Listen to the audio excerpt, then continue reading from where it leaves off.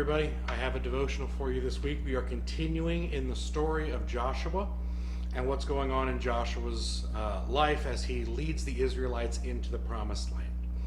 Okay, where I left us last time, we were talking about getting the people ready to begin their military conquest. We're going to pick up a little bit here. We're going to skip a couple chapters and jump up to Joshua 7. And this is where they've already had a little bit of military success. They've won the Battle of Jericho, the Sunday school story that you know, where they marched around the city 7 times, and on the 7th day they marched 7 more times. The walls fell down.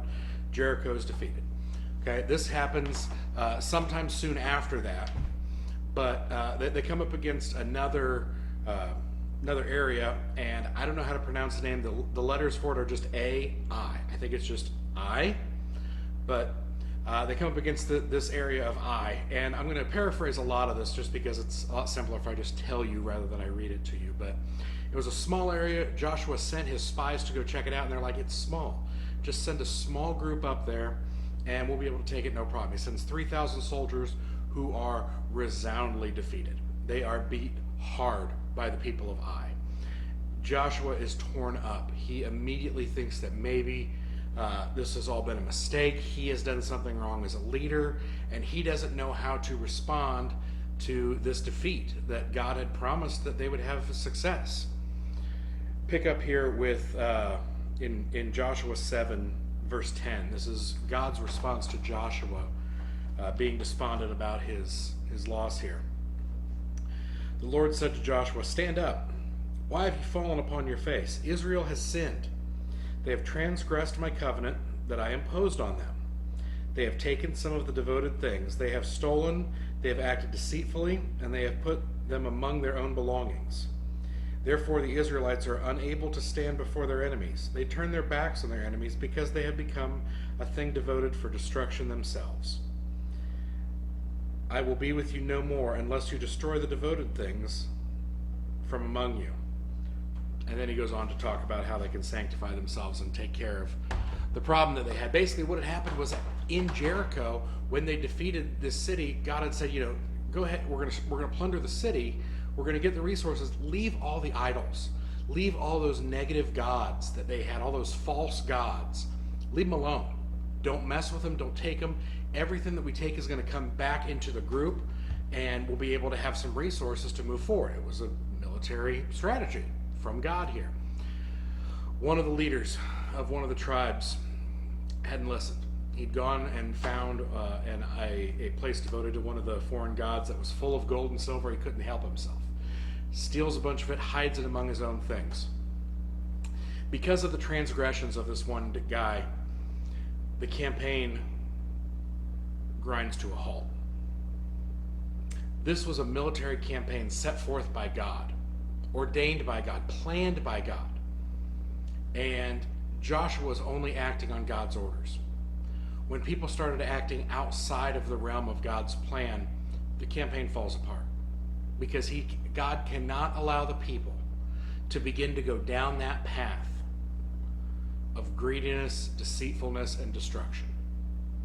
If it's not about their covenant, their promise with God, and the holy land that they are there to claim, God doesn't want any part of it. And that's why he puts a stop to the campaign here at Ai. Joshua goes on, takes care of the problem, finds out who did it.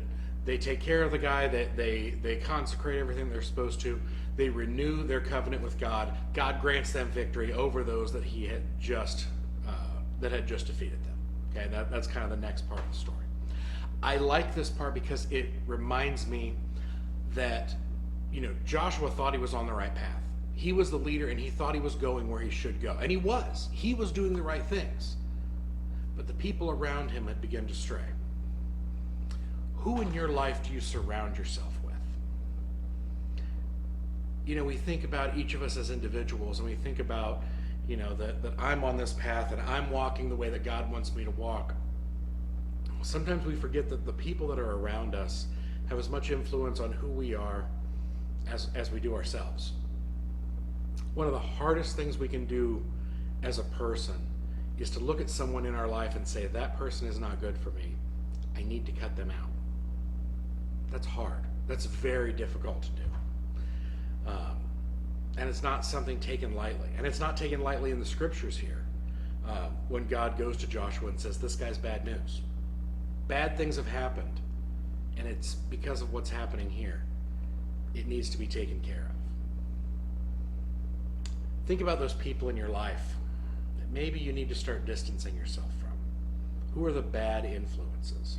And sometimes a bad influence doesn't necessarily mean, that person that's trying to talk you into all the horrible things. Maybe it's just a person who, in general, doesn't walk the same path that you're walking. That maybe has different priorities, different focus than you.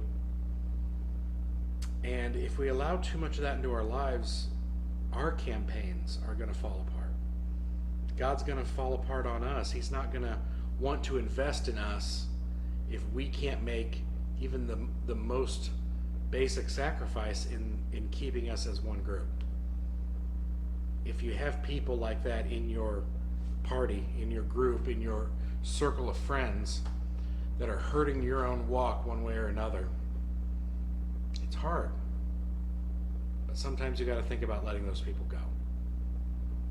So take a look at your friends. Take a look at your sphere of influence, your people in your life, and maybe take a hard look at how those people help you on your own personal walk.